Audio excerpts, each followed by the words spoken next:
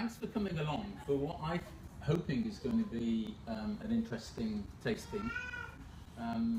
This is something I've been quite interested in for a number of years now, and slowly, step by step, starting to make a little bit of sense out of matching Indian spicy food with wine. I have to say first of all that a lot of people that I come across, you may be in agreement with them, if they go to an Indian restaurant they quite often decide to drink beer, and they will think wine doesn't really go with Indian food. Or they may even, and I've been guilty of this sometimes, ordered lassi, which is another interesting beverage which works with spicy food. What we've got, we're going to hand out to you, is a small tray in which there are four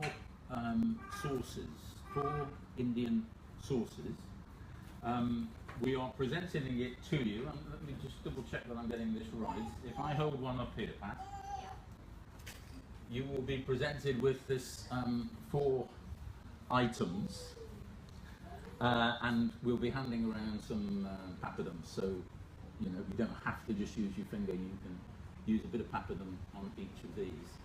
And we're starting with wine number one. We're going to match with the first sauce that's being served to you, which will be the top left hand. Hang on, let's get this dead right. Yeah, Mojo, this one here. Mojo labelled to you. Yeah, Mojo top labelled. left. Top left. Yeah. Clockwise round. Which is a marsala sauce. All of these sauces are from Mojo's restaurant, which is in Radford Street in Stone.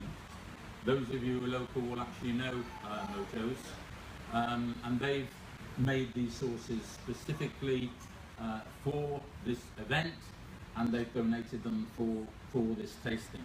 Fortunately, no one here from Mojo, but I've got a list of ingredients for each of the sauces.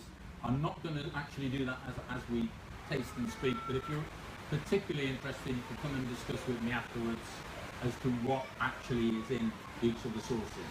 So the top left is really all you need to know once you're handed this. That's the first one you're going to look at, and we're going to taste a sparkling wine, a Secco, with this.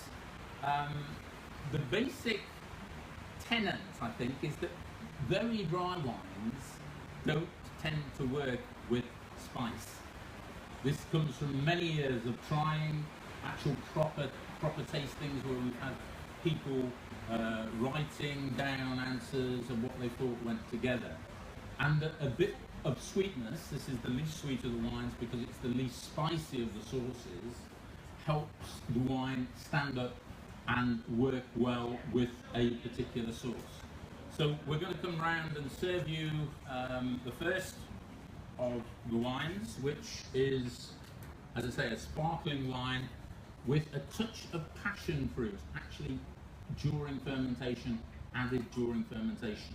So it's a grape wine, and into the grape must has been added a small quantity of passion fruit. So we've got passion fruit flavour. That for me is something that tends to work well with Indian food. You're going to have to imagine that the sauce that you've got has got, beef in it, or prawns in it, or lamb in it, whatever is your character. But really, the essential ingredient that's causing the spiciness is the actual sauce. So let's look at these increasingly warm, spicy sauces that are in this dish. So we're starting with the least spicy, the marsala sauce, and we're about to come round and serve you the first of the wines. I need a little bit of help from me. The Baden-Württemberg area. This is the very deep south of Germany. We're actually showing wines from on the Touchstone Wines stand in the marquee. So if later you fancy looking at something else, the wines we're showing on the stand are all dry. But I think for this purpose, I didn't want to show the bone dry style wines because we need that little bit of sweetness. And until you taste the sauce, you might find these wines a little bit sweet. But once you try the spicy hot sauce Do them one by one. Don't sort of, this first wine is just to accompany your top left-hand corner Marsala sauce. I'll just let everybody finish being served, and then we'll carry on talking. Prosecco in Italy. But as I say, the big difference for this particular wine that you're tasting, which is called Maracuja, is that it's got some passion fruit as well. Okay, so we've got the name of the game now, which is to get you a little bit of papadon, put it into the Marsala sauce. Probably taste the wine a little bit first, just see what flavours you're getting with before you tasted the sauce. And then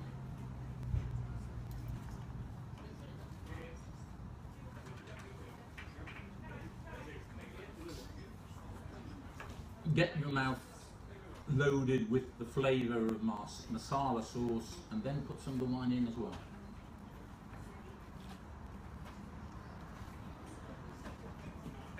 And the honest message is that that bit of sweetness, that bit of passion fruit in this case, is going to have enough flavour to match that particular dish. Obviously there's going to be a lot of other flavours here. I think we've got an Indian presentation in this festival on another occasion where you've got an Indian chef talking about Indian cooking, so that might tally quite interestingly to actually go along to that and think about what she's saying in terms of the flavours of what she's cooking with what we're actually talking about, which wines would work with which particular dishes. As far as the actual main ingredients in the masala sauce, I think that the people at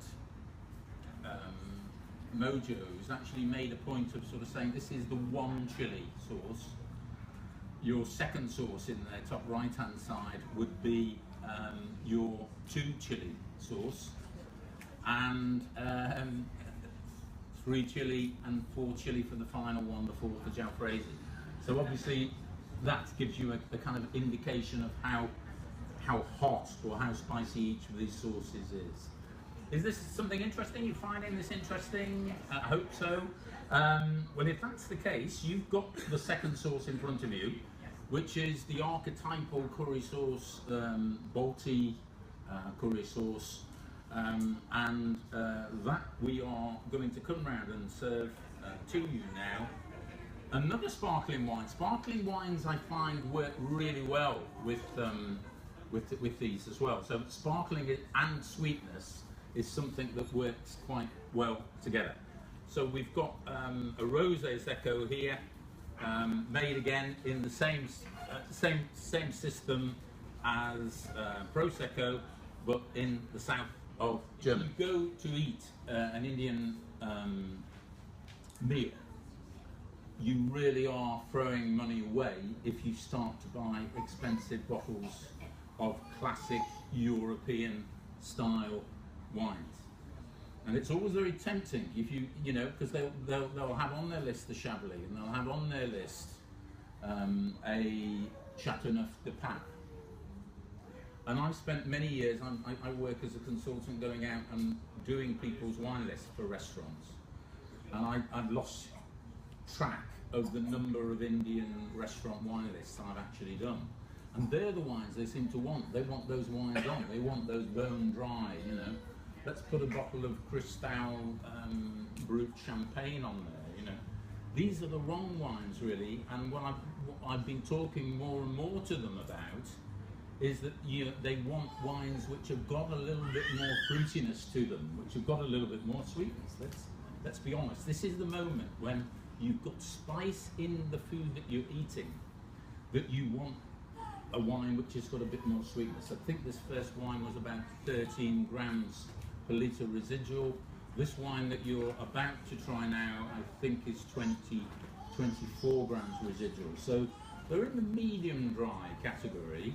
And that might mean that if you go to a restaurant which hasn't got a very big wine list and hasn't really thought about this much, you might well be tempted to look at the rosé section, because you'll find that some of the wines that are in the rosé section, whether they be a Cabernet Rosé d'Anjou, which is a little bit of an old-fashioned style now, but some Indian restaurants will have those wines on the list, or if it be a white Zinfandel from California, They wouldn't be wines that I would normally necessarily order in an ordinary restaurant situation, but if I was in an Indian restaurant and about to eat spicy food, a white Zinfandel might actually be a good option, certainly a more useful use of your money than buying a dry wine which is just going to struggle against the chilies and the spices which are on offer.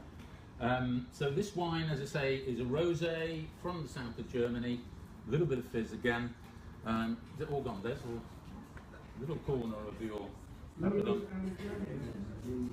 demonstration of the main demonstration, which is opposite the door, at 4 o'clock, in 10 minutes time.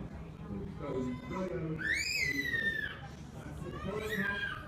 Just borderline as to whether that does the job, whether it's quite sweet enough, but I think it does. It's still holding, you're still getting a fruitiness there, which works well. Think again about this lassi. If you have mango lassi, you're tasting here wines with some passion fruit, wines like this which have got plenty of fruitiness to them, plenty of grapefruit to them. So we're going to move on, and we're going to taste the first white wine, which isn't sparkling, which is made from a red grape. It's not really what I'm here to talk about today, but when you make wine, you can make white wine from both white grapes and red grapes. If you press a red grape, which is the case with this, you press the red grape, and the juice that comes out is actually white juice, and then you make a wine, you ferment that juice until you've got a white wine made from black grapes, a blanc de noir, white wine from black grapes, which is the case here. And the sauce that we've got to try this with, we should now be bottom right hand side. You're going around in your clockwise direction. The third sauce that we're tasting, which is a sauce which they've developed, I think, themselves at Mojo's, called achari. Achari in Bangladeshi, I think, is a reference to pickle. So pickled achari onions. I think pickled onions are quite a strong ingredient in this third sauce that we're trying.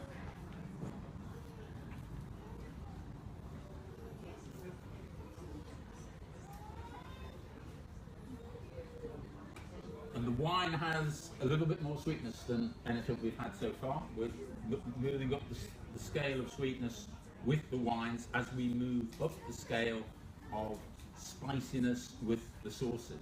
And this is the very, very basic message that I'm trying to get over, is that's really what you ought to be looking for. If you're going to be going for Madras, you really need a very fruity, lots of residual sugar wine to stand up to that kind of level of spice. We've not got a Madras, but we've got a Jalfrezi, which is our warmest here today.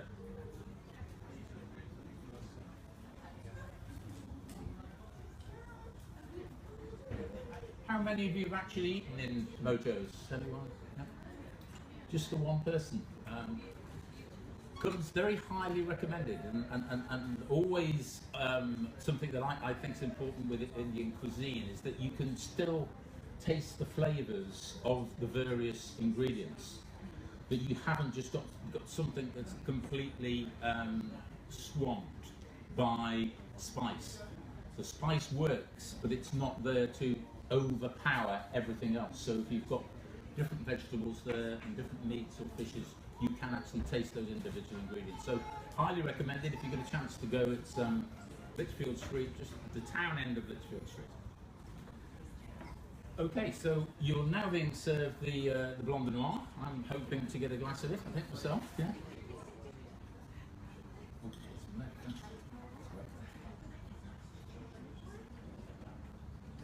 And another sort of element which is relatively important from the wine with spicy Indian food is presentation. From all those years of visits to discuss wine lists in Indian restaurants, you come across the fact that the vast majority of those Indian restaurants are quite often Bangladeshi in this country. and a large number of people who own them are actually Muslim and will not consume alcohol themselves. So we've actually got a situation where they are making decisions. I've already hinted on it. They're quite often making decisions on they want a prestigious name, like Chateauneuf-du-Pape or Chablis, but they're also making decisions based on how the bottle looks, which is why a wine like this, with this kind of quite bright, almost sort of Punjabi Indian sort of style textures and of colour, is something that's aimed specifically at that market in the UK. So look out for wines like this, which are modern and aimed at to be the right wines. But this has got 28 grams of residual sugar in the white wine that we've got.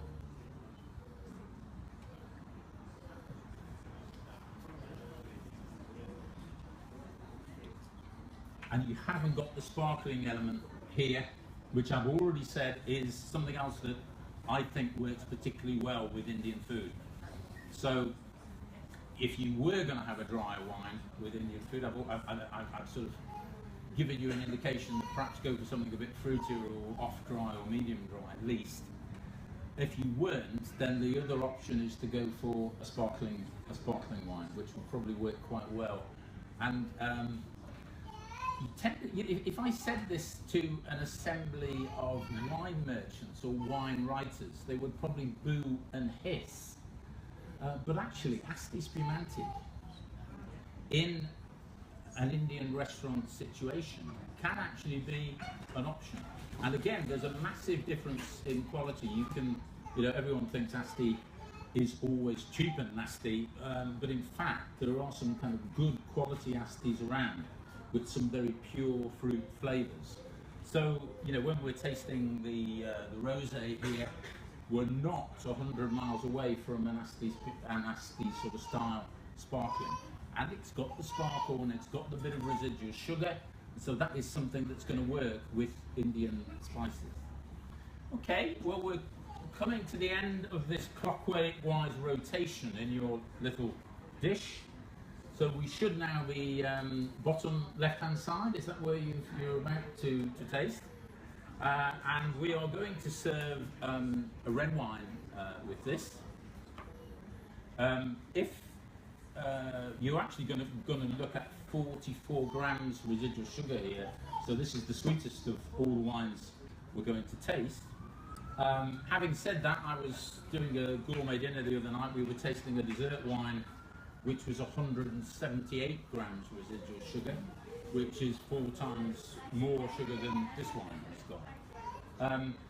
The other element I think here is that we're not looking for tannic red wine. Really what will not work with strong Indian spice is a wine like Bordeaux, red Bordeaux, claret, is tannic, and it's really not going to work. And again, you'll find an Indian restaurant that wants to have a good, they want to make a good impression, and they'll have a plaster of claret on there, and it really is the wrong wine for this. You don't want tannin, so a non-tannic red wine will work better than something that's got tannin. Merlot sometimes doesn't have very much tannin, so Merlot might be one possibility.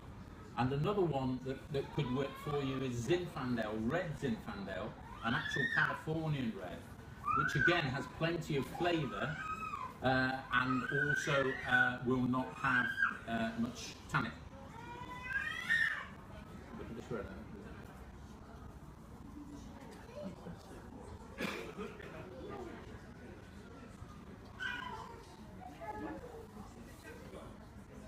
There's a kind of feeling that red wine should always be dry. It's a very ridiculous idea.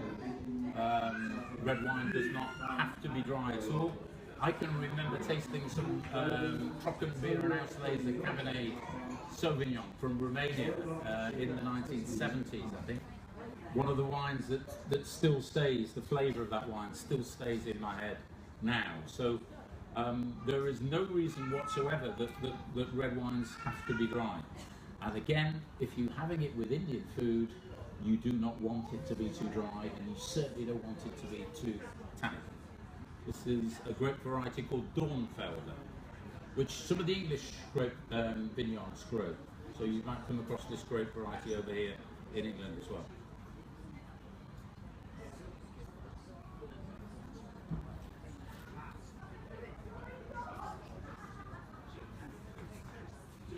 And just imagine that jalfrezi sauce that we've got here. Lots of tomato and onion in jalfrezi, more chili here than on the others, but imagine it probably with lamb jalfrezi. And then think that this wine, with all its juicy red fruit, is going to work with the onions, it's going to work with the tomato, it's going to work with the marinated lamb that's going to be served to you.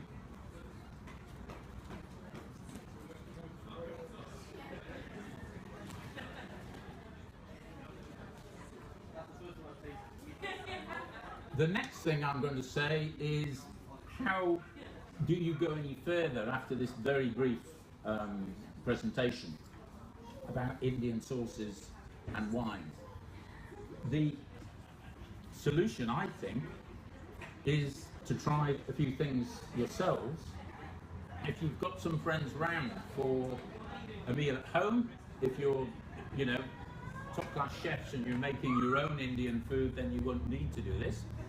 A lot of people would send out for a takeaway, get a big variation of Indian food on the table, and that is the way that Indian food should really be enjoyed anyway. Have lots and lots of different dishes, and a little bit of this, I'm going to try a little bit of this now. And think of wine in exactly the same way, and put more than one wine on the table. Don't try and find, you know, one wine that will work with all those different dishes. It's going to be an impossibility. Try a number of different wines and find out which wine you think for you goes with which of those dishes. So get 6 of you or 8 of you, friends together, share the takeaway. Get 13 or 40, get some side dishes, you know, try lots of different things, and put 4 or 5 different wines on the table, you know. Rather than keep opening another bottle of the same wine, try different wines. Try a bit of this, try it with this, try it with that. That's the way to do it. 6 or 8 people? Well, if you're eating a meal, it couldn't possibly require less than 1 bottle per head, I wouldn't have thought. Sorry, I thought that was a given.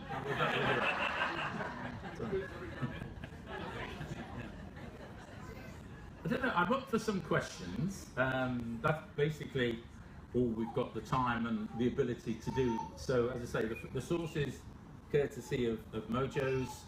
The wines that you've been tasting are courtesy of Adesh Jones from Winehaus, who imports wines from South Germany. And I've been doing some work with him on choosing wines for different usages in the UK market. And this kind of range with the highly coloured labels is something that will be going into Indian restaurants in the UK. But really, you know, don't think that you should be ordering the same wines with Indian food that you would in an Italian restaurant or a Spanish or a French.